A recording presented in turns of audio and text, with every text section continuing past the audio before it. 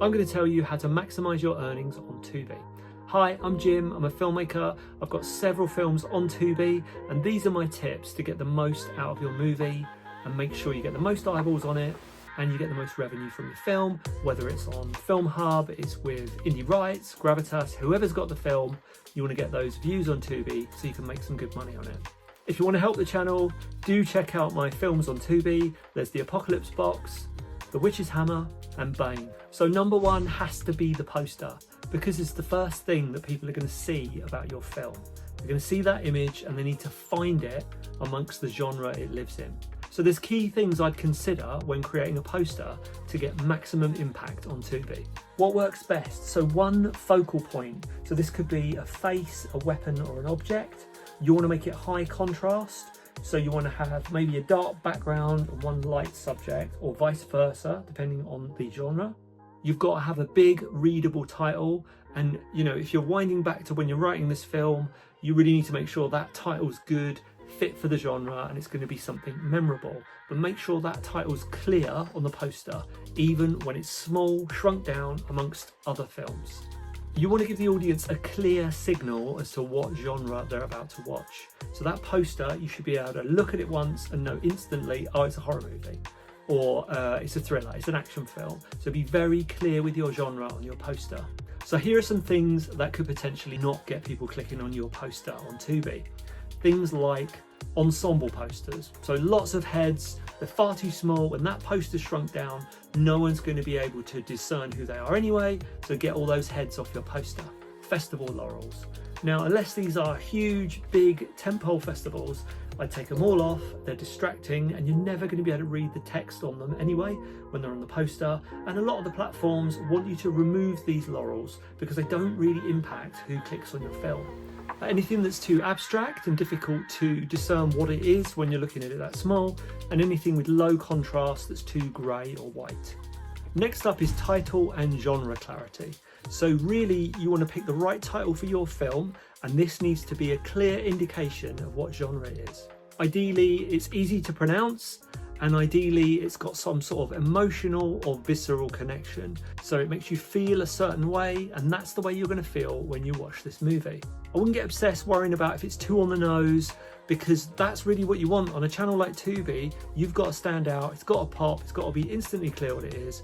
So really make that title something that people are going to recognise, they know the genre, they know what they're going to get. Next up is the logline. And this is going to come up after they've got past that initial poster. They now want to know what the film's about. So you want 2 lines that are a very strong indication of the story and what to expect. Remember, those viewers skim past fast. So if there's nothing there to hook them in, they're not going to press play and watch the movie. A good thing to do when looking at a logline is to think about a character, their problem, what's at stake, and then maybe hook in the genre.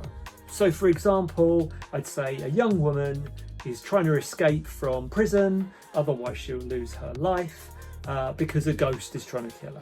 It sounds basic, but it's the type of thing that makes it really easy for someone skimming through Tubi to decide whether your film's for them. Things to avoid in this area are talking too much about the theme of your movie in your logline. The theme should come out while they're watching the film, they don't need to be told what that is.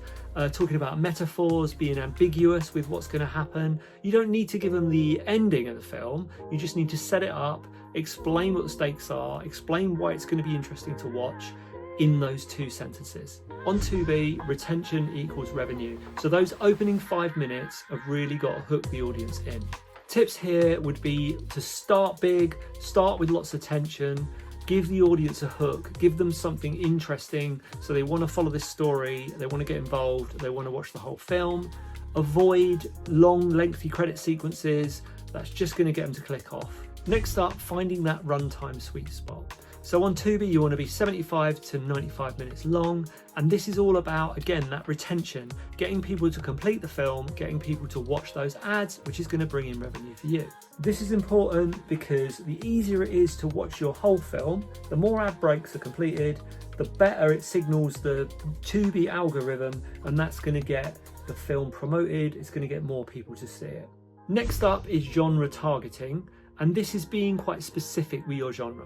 So if, for example, you're a horror, you've got to think about what subgenre of that horror are you. So platforms like Tubi really prefer accurate genre placement. They want your poster of your film to be alongside similar films. So if you are in a subgenre, so say you're horror, supernatural horror, they want you to appear beside other supernatural horrors, because the theory would be is that someone's watched one supernatural horror, they potentially want to watch another, and if yours pops up, they're going to click on it. So think about, if you're a horror, what the subgenre is. If it's a thriller, for example, it might be a crime thriller. If it's a drama, is it faith-based? Is it a romantic drama? Be specific with that genre selection so the audience knows what they're going to get, and the algorithm knows to place you beside films of a similar type.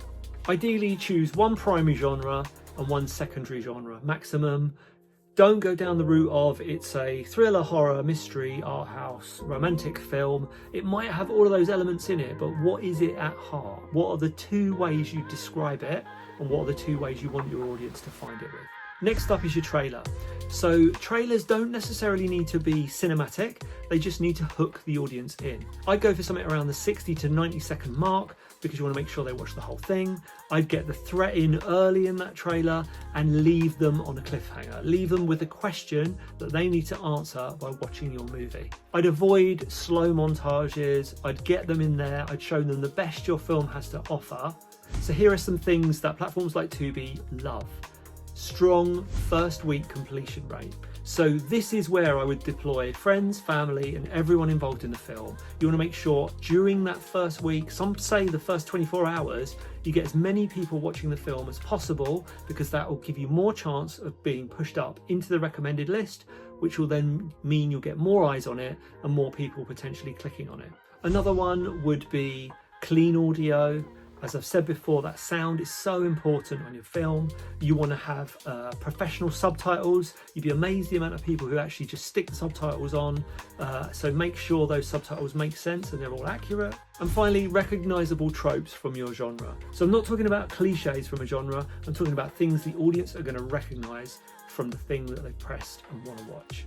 And let's just go back over those mistakes. Things to avoid are: let the audience discover it, confusing poster art, a vague description, overly long run times, slow openings, and no clear audience in mind. So here's a few practical things you can do to check you're doing all the right things on Tubi.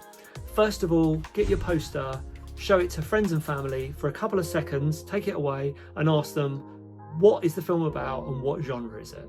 What is the vibe it's giving you?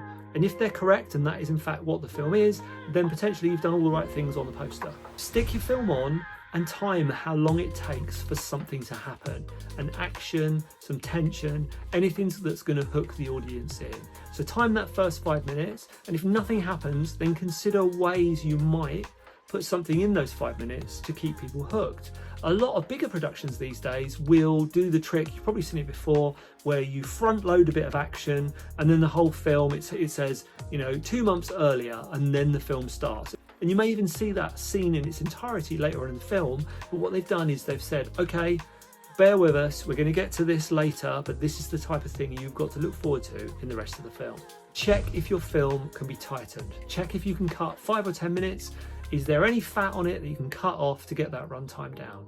Finally, try different variations on your logline, show them to different people, ask their opinion, see what resonates, and try that. I hope that proves useful, and I hope it maximises your earnings on Tubi. If you've got any useful tips yourself, stick them in the comments or send me a poster. I'd love to critique your poster. If you're at that stage, you're about to go up on the streaming platforms, send me a poster, I'll critique it on the YouTube channel. I'd love to talk about people's artwork. It's something that I think filmmakers maybe don't put enough emphasis on, especially with streaming platforms being the way they are at the moment. It is vital to have a good poster. So send me a poster. See you on the next one.